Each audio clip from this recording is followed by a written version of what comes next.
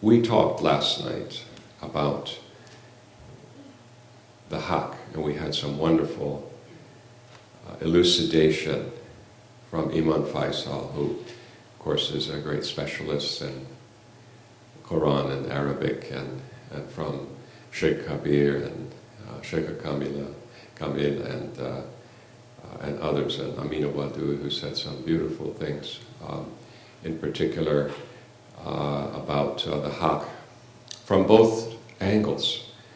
Starting with Amina, she spoke about this need to, if you even hear that word, the Haqq, presumably you should consider what relationship, if any, you have to it. What would it be? Surely it would be something to do with sincerity, with real, trying to find the truth in yourself, beyond words, beyond appearances. And at the other end of the spectrum, we have this idea of an unknowable truth.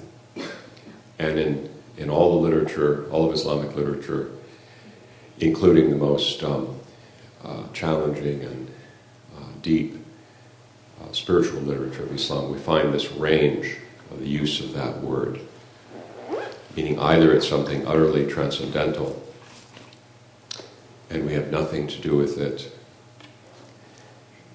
It is independent of the worlds, as we sometimes see written, So, Ghani al-Alamin, independent of the worlds. And on the other hand, it is so present in this world, permeating this world, sustaining this world. And for that reason, when I think about its relationship to this world and to ourselves, I prefer at times, I prefer the translation, certainly the real, certainly the truth, but I prefer to think of the Haqq as meaning the authentic. The authentic. And when we look in the world, if we walk out into nature, we can immediately see what that means. Nature is never feeding the clothes at the Amir's feast. Nature is nakedly authentic. And so it is advised in the spiritual traditions to spend time in nature, not to despise nature, to see nature as a sign of the Haqq. The problem arises with our own nature, because the measure of deviation from nature is in accordance with the complexity of the being in question. And the human being, of course, is the comprehensiveness, has the potential for being the comprehensiveness, comprehensive locus for the manifestation of the divine names.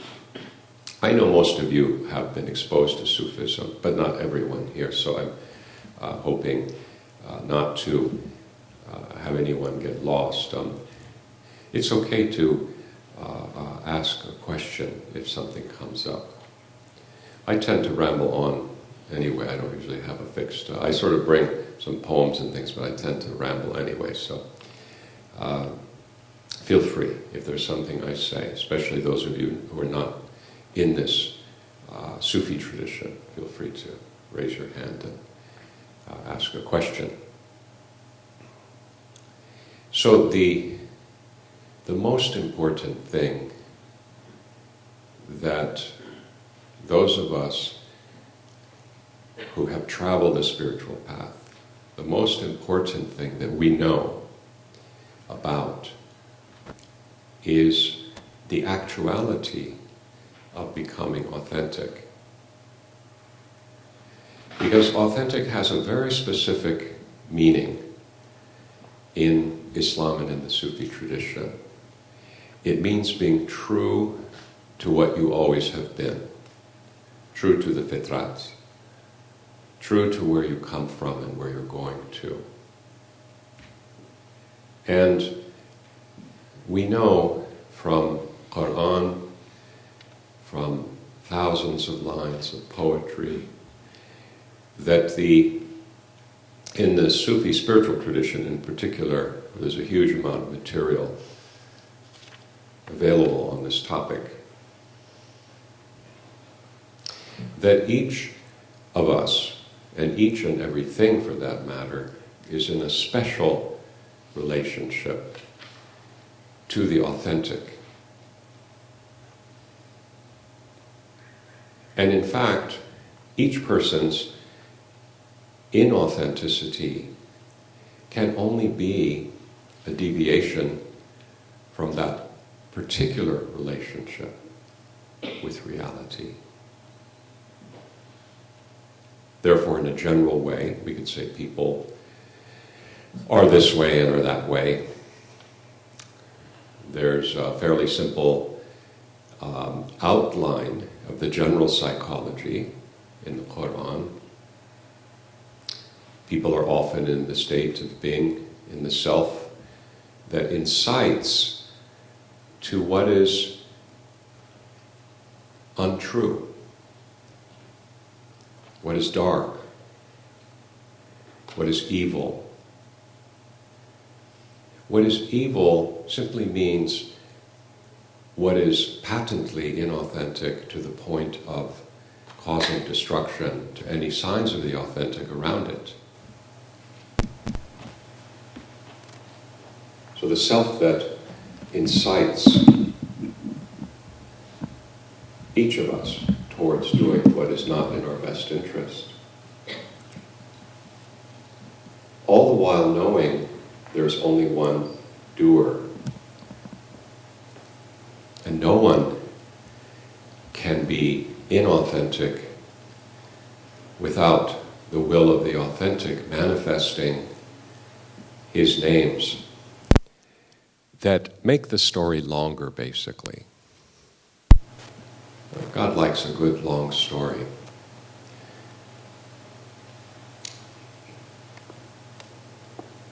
Beyond our comprehension. And in this particular regard, there's one poem, this from Masnavi, of our teacher, Medlana. And he says, what sustains the world is heedlessness. He says, the pillar sustaining the world is heedlessness, my friend. Spiritual awareness would bring about the world's destruction. The pillar sustaining the world is heedlessness, my friend. Spiritual awareness would bring about the world's destruction. Yes, that's what he means. That what is independent of the worlds, the Haqq from that point of view, manifested clearly all the time, would leave no room.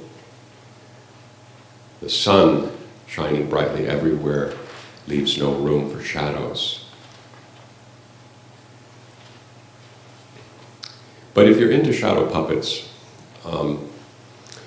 the sun knows what to do. And the sun has particular relations through which to tell the story with its shadow puppets. And the word I like for this special relationship, nisbat khas, special, particular relationship that each person has to the divine. In English would be the word affinity. And in fact, if you look in a dictionary, Arabic and Persian words, that's acceptable. translate nespa as affinity. And affinity, in its older sense, does mean relation. Its more usual modern sense means a kind of connection and motivation.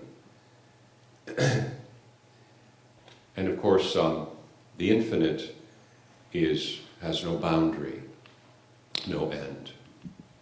And the finite, shadow, does have an end. But affinity, and that which has affinity, is next to the boundary, which is what affinity means. So we each have an affinity, a special relationship to the Haqq. And that special relationship is, in Islamic and Sufi thought, considered to be essential, meaning at the deepest level. Whereas the Haqq's essence is beyond description or understanding, nevertheless, the Haqq has articulations, and the Haqq informs us that every day he is upon another articulation. Kulli yawmin huwa fi shan. It's in the Quran. So we have to remember that these changes that we experience, all of us, and a man of Imam Faisal John's eminence was generous enough to remind us that he too goes through all of these changes. He even changes the shocking change of waking up and finding the love that one has to be gone. What a sword through the heart. Something that seemed eternal. So this special relationship is essential for us. Our essence is in the divine names. His essence is beyond our comprehension. But he says, I created Adam along my form, God, Allah. Allah, which incidentally is the interface between that which cannot be defined or described and that which is everything in the divine names. The Sufis remind us that the divine names are themselves relations that cannot manifest, cannot tell the story unless they have a vehicle, even a body, as some of the Gnostics describe our essences, that beyond time and space we are receptacles. We are potential embodiments for the divine names. And so, to become authentic in this world means to slowly, yesterday or last night I said to unstack, really to become denuded, to become naked before one's Lord, which just means to become naked in front of a mirror. To remove the confusion about who one is. That mirror, of course, is spirit. And as we become empty through spiritual practice, this is the most important thing that we know about, those of us who, with temerity and wariness, come to speak to others about this, knowing our failings and our own weaknesses, knowing that anything we get is merely from Allah's grace. So with some wariness and temerity, we can at least speak about something we know through the scientific method. Scientific method, of course, requires that the experiment is repeatable. The results are verifiable. In fact, they can be authenticated. So we have an approach in every tradition, the spiritual tradition, in Taoism, Buddhism, we honor and respect all of those traditions. Jewish mysticism, Christian mysticism, mysticism of all of the early peoples who saw the authenticity in nature. We respect all of them. But in the Islamic tradition, we have a particular formulation, and it may be that people like myself were drawn to this tradition because the prophet of this approach, peace be upon him, was a human being who seemed to have led a very human life, frankly.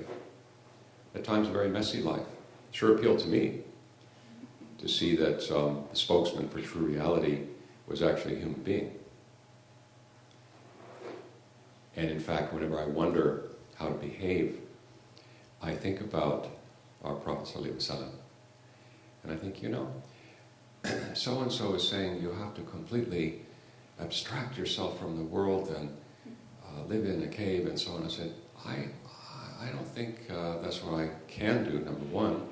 And number two, this is not the way of my guide, peace be upon him.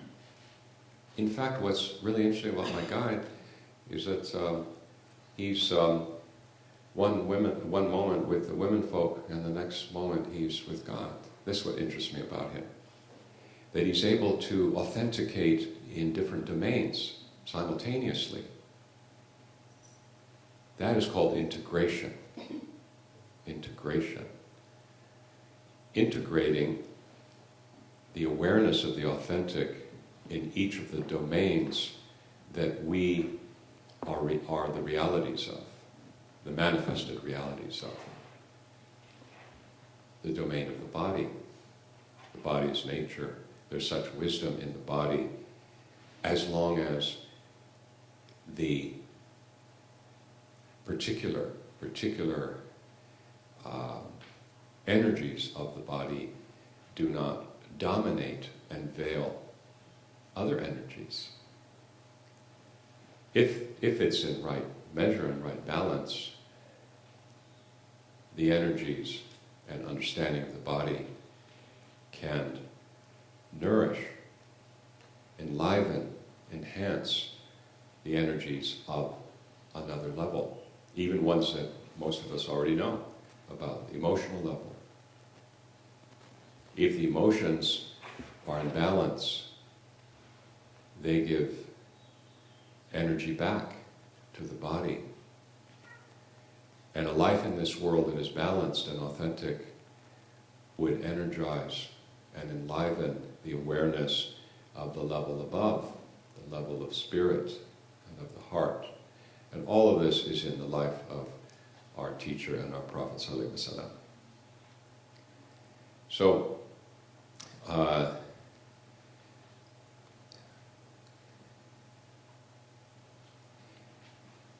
it would be possibly useful to speak at great length about this, and it would be more accurate to say nothing. So there's this problem of trying to convey that which is not captured by words, but which can hopefully guide shadow puppets living on the dark side of the moon to wander around to the bright side of the moon, where the sun is actually shining and their earth is always bright. You see? So these are what our practices are for. And a little bit more, or maybe first, did anyone have a thought or a question that came up that they wish addressed? Yes, sir. I've always had this question in mind, but your speech now inspired me to ask this question. I had sometimes think, so it's more posing, and I want to get your feedback if you think there's some truth to what I'm thinking, that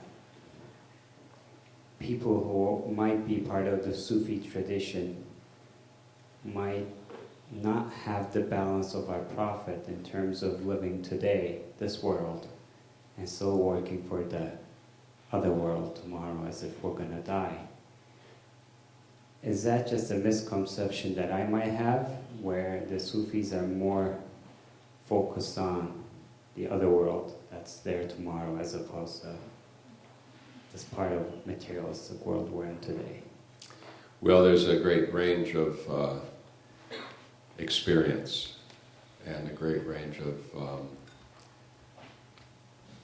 adaptation to the unfolding of spiritual realities. And some things happen for periods of time. So think of, you're a young man, you've told me, I had breakfast with you, told me how you fell in love with an American girl and married her.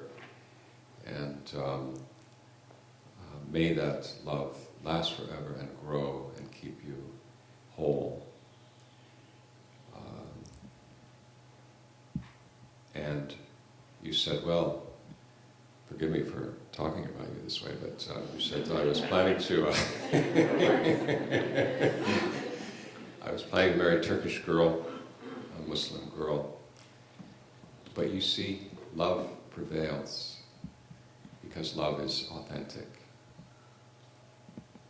And even metaphorical love, ishq majazi, it is so compelling and can be very destructive, but it too has the force of authenticity. The problem is one of balance.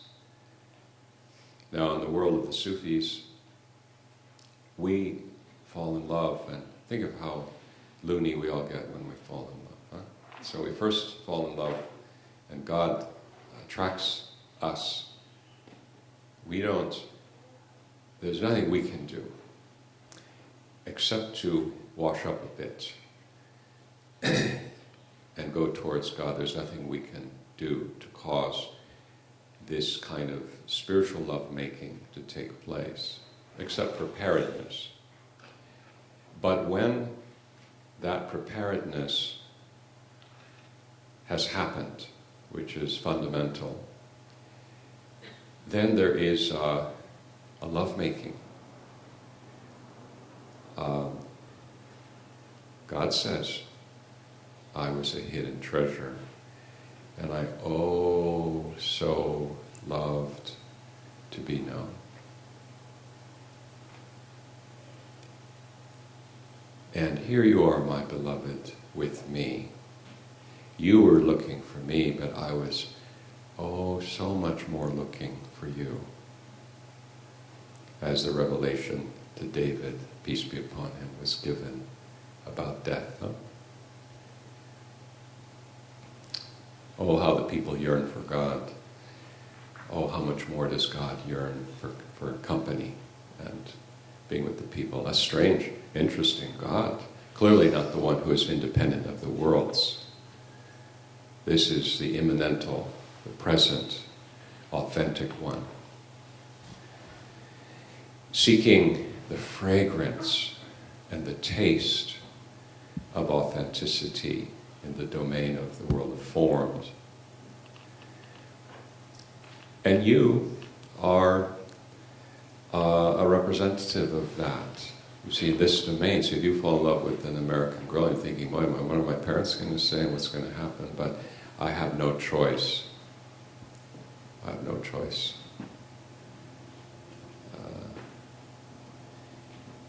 I'm so in love, there's no one else. Because I too am a hidden treasure who loves to be known, and only this girl, this woman, makes me feel known. Isn't that interesting? We're with somebody that is the other, but is not the other, is such a mirror that we know ourselves in a way we have not known ourselves. Because we are a hidden treasure, see? So Wadud, the loving, says, we spotted another locus of manifestation in this young man and his wife. Let's go and be with them. Let's manifest through them. You see, this is Ishq Majasi. Now your question is, as I said, I ramble, so forgive me, but the thing is the mystic has a love, very vast love, that we cannot demand. Love you cannot demand anytime, anywhere. But this love could, at a certain phase, make us seem utterly uninterested in the world for a period of time.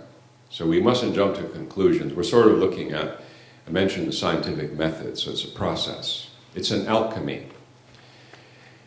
So when you're cooking in the pot on the alchemist stove is the wrong time to ask about the finished gold, you see, where you see people running around pulling out their hair, crazy, you see.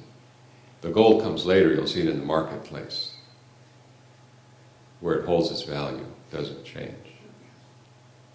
But in the alchemist workshop, there's a lot of change, a lot of stuff can happen. So I'm the last person who would just immediately jump to conclusions about somebody in the Sufi way. There are ascetics, there are people in the Islamic tradition, and they are critiqued and taken to task by the Sufis for strengthening the ego self with spiritual exercise. So that's a different thing, where people abandon the world. It is not the Islamic path, it's not the Sufi way. And so it is not true that, in fact, let me read something else to you. Of the things I thought would be useful for this gathering.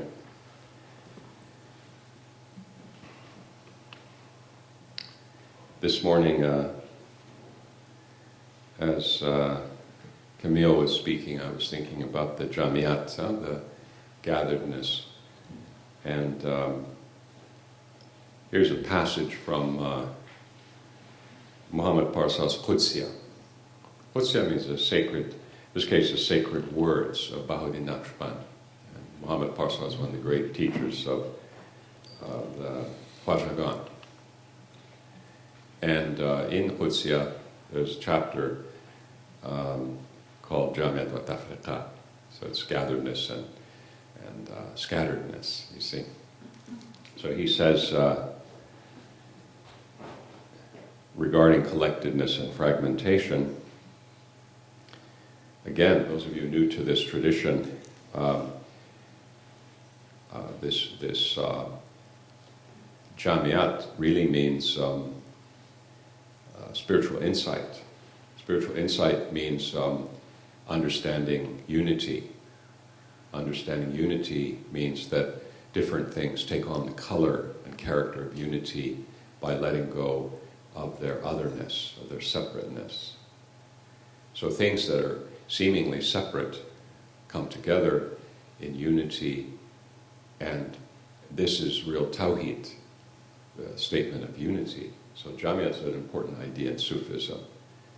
And you can read the great Zen teachers and other teachers from other traditions who are working with these metaphysics, and they talk about returning to unity, having the experience of oneness. So this is not particular to our path, it's true. Scientific method should be true wherever we examine it. If we test gravity on this shining sea, certainly we should go to the other shining sea and find out the gravity. Huh, Camille? We find out that the gravity, it would be strange if we go there and the gravity is different there, unless it follows the rules of gravity which require any difference, you see? So, but the thing about real unity, which incidentally, Al-Haqq has numerological designation of 139. And through a process called Jamal, we join those numbers, see? 139. This gives us 13. This is abjad of ahad, one, you see. So in the Sufi numerological tradition, Haqq equals one, unity. And unity, Tawheed, is the basis of our religion and the basis of our path. So when they talk about Jamiat and Tafriqat, it's actually a complicated and important reference to experience, not to doctrine, to experience. The Sufis are not interested in philosophy per se. They're interested in those principles that allow for the direct perception of the Haqq through preparedness to receive the Haqq, since there is no other way but preparedness. So the question is, to some extent, about that, because if a person has the right preparedness and they follow the journey through, they will choose what the Haqq has chosen, which is to authenticate itself in all domains. So that person momentarily may abandon the world and may seem like a complete madman or madwoman, but if they're truly shaped by the path, they will return to the norm. And the norm is in the new creation, which is occurring as we sit here and breathe. And we live in an amazing culture of Jamiat, of the names, all their diverse manifestations externally. So here, Muhammad Parsa says, there has developed on this path of the Khwajagan, an unperceived connection, which is that more heart collectedness occurs while being in the company of others than in being secluded. There is developed on this path an unperceived connection, which is that more heart collectedness occurs while being in the company of others rather than in being secluded.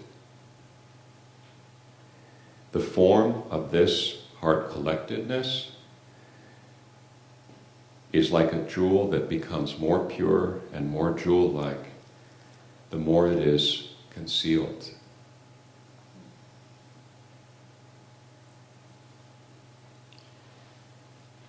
And he gives couplets.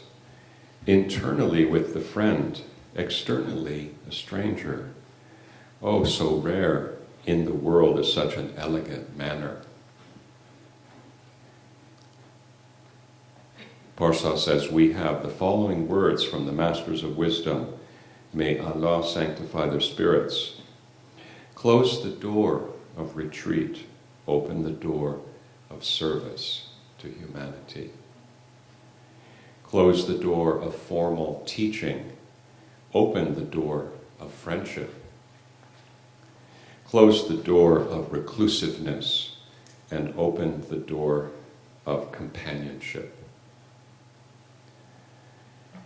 And commenting on this passage is the great Naqshbandi Abdul Rahman Jami, who's also famous for many books of poetry and commentaries on Shaykh al-Akbar and so forth. He says, in our path it so happens that attaining to the divine presence is different from the approach of other paths. In many other paths, retreats and seclusion, instead of socializing, are thought to increase one's affinity to the divine presence. On the face of it, this does appear worthy and harmonious. In our path, it is thought that a greater affinity to the divine presence occurs through interacting with people, on the condition that one does not get overly engaged and encumbered by this. So these are words from a book that I don't think is translated into English, but is a very important book in our tradition of the Khwajagan. I myself, Sheikh Kabir and Camille, we all have connection also to that tradition. And you see it's you bring up a very important point, actually, which is why I'm rambling on about it here. The difficulty with pulling away from the world, per se, and attaining to transcendental states of spiritual experience is those of us who have done that, and of all the experience we have, let me speak for myself as a guide, I've never seen that that is easy to integrate. Whereas those who start with the viewpoint of integration, and as I said earlier, the model of integration is one person we could say this about, is the Prophet Muhammad Sallallahu Alaihi Wasallam. He's a model of integration. And I mean glaringly so. You know, just read his life. It's and what's wonderful is the history of that time was not particularly apologetic. There's a lot of very interesting and wonderful. I'm so grateful that some of the juicier details were not edited out by overly piously minded people. So we have some sense of who our Prophet was, sallallahu alaihi wasallam, and the wisdom of Allah subhanahu wa ta'ala, that He would send a messenger. What is this wisdom? Clearly, this is your model. This is your guide. Be like this person. Not from that period of time in Saudi Arabia. Be like this person in principle, who brings Al-Wadud to his house, or is the vehicle for Al-Wadud in his house, meaning within his social relations with women and with his dear friends in the love he feels for them. And be with God and have a time with God that neither prophet nor proximate angel can share in. There's a hadith, I think maybe you know it, I'm not sure, it says, I have a time with Allah, you see. An intimacy. So, see, is it getting close? Have I already rambled on? Okay, sorry. No, I do have a comment, but... Yes. So please, Sheikh Kabir, please. I just wanted to comment because what you're touching on, what you've just touched on, is so important in terms of the spirituality that we hope is developing today in the world and in this community. And what we don't see, I don't know too many people who have become Sufis who are so utterly reclusive that they're off on permanent retreat. Yeah. Don't know too many people like that. What I see instead is that a lot of people are quite involved with the world. I mean, out of necessity, driven by economic necessity or by the culture, absorbed in so much of the externals of our culture, that it's even difficult to come to a weekend like this, to find the time, to make the intention, to come, to be in a community of people that in fact are nice people. What we do here is not so difficult, except the quality of attention that's required to be here 100% is an art to be mastered. But the significance of our being here together as we are, I think you touched on very beautifully. There's something very subtle about, I forget how Muhammad Parsa put it, but we find something not in seclusion, but in being together, which is our tawheed, which is the manifestation of Haqq. If we could realize that, this is the possibility of why we're together. And we're not here doing, hours and hours of concentrated spiritual disciplines. Sometimes we might do that, but not here today.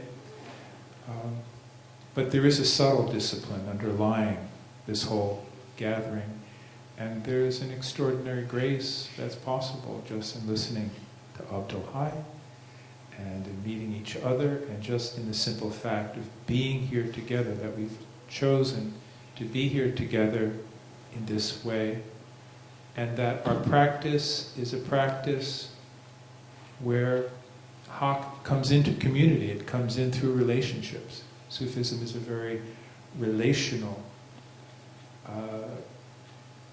spirituality. Referring again to the ayat we spoke of last night, the Haqq comes in among us, between us, and he is the generous, the sovereign of the throne of generosity, the Arsh al-Karim. So I just wanted to thank you for... Well, thank you for adding this lovely comment. There's not a lot more time, and I do want to take other questions, but before I do, I just want to then focus a little bit more. This is such a great opportunity. You see, so like in the Buddhist tradition, have the idea of the Sangha, the community. We have communities where we live, and we have halkas, or circles where we meet. This is very important. We come together at events like this, very full of possibility and opportunity to open some doors. And then, of course, we have our lives that we go back to, and even if we live in a community, we're not directly in a kind of Hanukkah, kind of Sufi house, where every day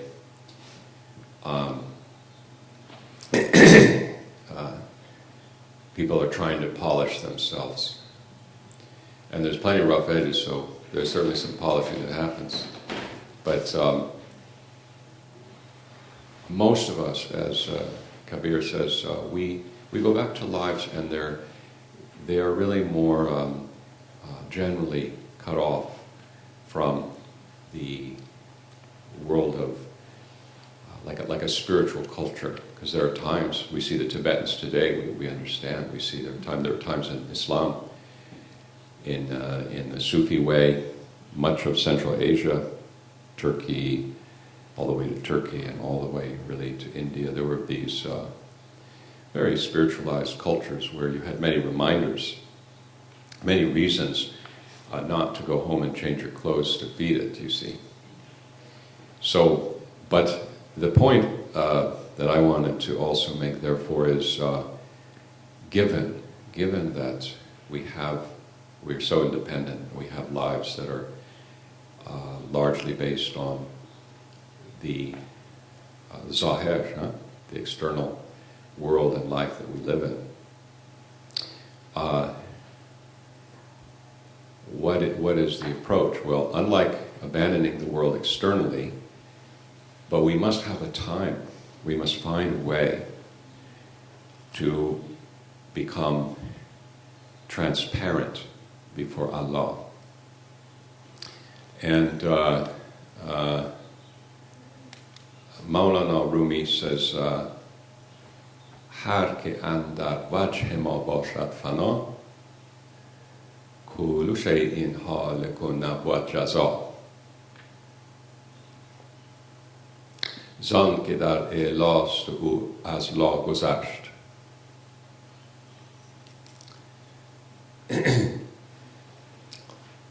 Har ke dar e'last u fani nagasht. So there's a very lovely two couplets before the whole section that he has on Sifat Tawheed, the description and character of unification, true unification. So what does he say? Whoever becomes annihilated in my face, God says. Because when we say zikr, very often we're saying La ilaha illallah. La ilaha illahu huwa. In this case, he's quoting Kullu shay'in halikun illa wajhahu. Everything perishes except for his face. So he's saying, he's giving us some very sound advice, practical advice. He's saying that when you say zikr and you say La ilaha, See? There is no reality. As Sheikh Haqq said earlier, that this is God, but it means like reality. There's no reality except the true reality, the reality of Haqq. Huh? Illa, except, this is his line of poetry, is but for, except for. He says, you want to become annihilated in but for. You don't want to become annihilated in there's la ilaha illa. You want to become la ilaha, you want to become annihilated in illa. Har ke andar bal shema bashad fana. Whoever reaches fana in my face, you see. Everything perishes is not his or her destination. Quite the contrary. Zan ke dar elast u az la gozasht. Because when he or she has found their place in illah, they have passed beyond law. Har ke dar elast u fani nagasht. And whoever is in illah is not annihilated. They're not annihilated because experientially, entirely experiential, it has nothing to do with philosophy, with doctrine. This is entirely the reality of Sufism, to return to from whence you came. In the chapter Moses in Fusus al-Hikam, Sheikh al-Akbar ibn al-Arabi says that the words of God are the essences. Meaning, and remember, word or divine name in the spiritual tradition of Islam and Sufism, these are not words that we spend hours dwelling upon, they're actualities. And the words of God are without end and without limit, and each word is very specific. So returning to the specific relationship that we have to our Rabb, to our Lord, described by the Sheikh al-Akbar as Rabbi Khas, Rabbi Khasa. See, the specific Lord. Each person has a specific Lord. And remember, please, when thinking about this, that our enhiraf, you see, our deviation is precisely in relationship to that name, to that word. When you see a bird's shadow on the side of the wall and it's distorted, yes, it's distorted, but it can only be the shadow of that bird. It's not the shadow of a fish or a cow. So authentication, being authentic, requires that we abide also within our shadow and understand it. The shadow, after all, leads back to the thing casting it. So I leave you with this. I maybe have time for one more question. 5 minutes? Yeah, the 5 minutes. I have enough time for another question if somebody has one.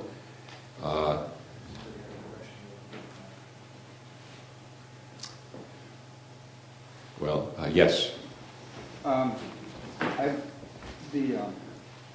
The framed painting behind you is beautiful. Does this have a switch by any chance? Very beautiful. Is that from Baraka Institute? Did we put that there, or is that part of the?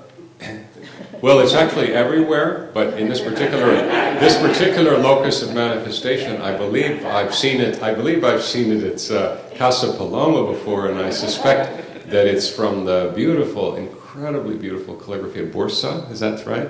So you said Bursa. If you want to see calligraphy, come off of the wall and wander through space, which is what the great Baraka that the Sufis have, is they can put it into art, and they will empower symbols to guide you without your knowing it.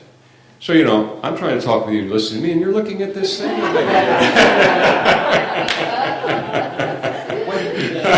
you know what it says? I'm curious. Yeah, cutting. Yes, that's cutting up. Yeah. So it's about God as being. Am I right? It's cutting. Yeah. So as God is, so giving, generous, so bountiful, generous to us, constantly giving to us, you see. And so Allah is Karim. You see, Allah has 99 names, but those names, as I said, we want to, when somebody tells us about love, and we finally come of age, and we say, oh, it sounds kind of interesting, I really like that song, whatever, and then the moment we're in our beloved, and we realize that we only were a partially manifested hidden treasure, loving to be known, and suddenly we are truly known, then we understand love, huh?